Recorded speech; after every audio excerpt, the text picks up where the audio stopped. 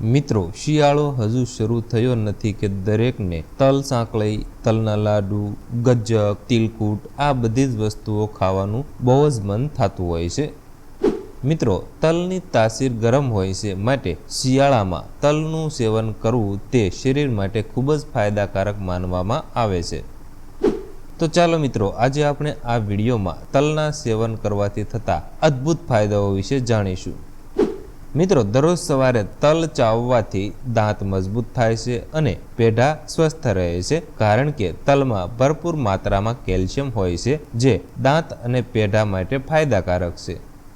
High blood પ્રેશરના દર્દીઓ માટે તલનું સેવન ખૂબ જ ફાયદાકારક માનવામાં આવે છે, કારણ કે તલમાં ભરપૂર માત્રામાં મેગ્નેશિયમ હોય છે, જે બ્લડ પ્રેશર ઘટાડવામાં મદદ કરે છે।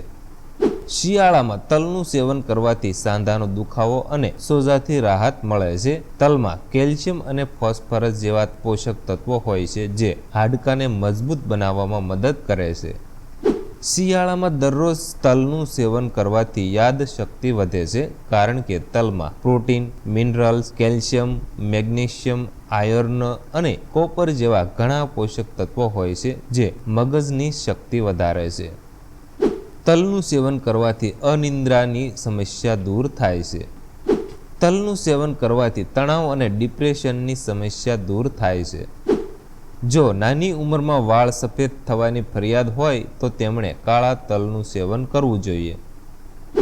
જો બાળકો રાત્રે પથારી પર પેશાબ કરે છે તો તેમને રોજ એક મુઠ્ઠી તલ ખવડાવવાની ટેવ પાડવી જોઈએ।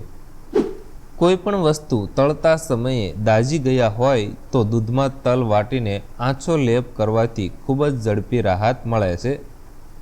શિયાળામાં ફાટેલા હાથ, પગ, ગાલ અને હોઠ પર તલનું તેલ લગાવવાથી ફાયદો થાય છે। લસણ અને ગરમ કરેલું તેલ કાનમાં નાખવાથી કાનના દુખાવામાં આરામ મળે છે।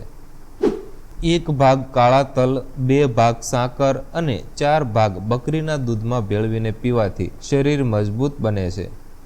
થોડા તલ અને સાકરને મધમાં નાખીને ચાટવાથી બાળકોનો રક્તસ્રાવ બંધ થાય છે।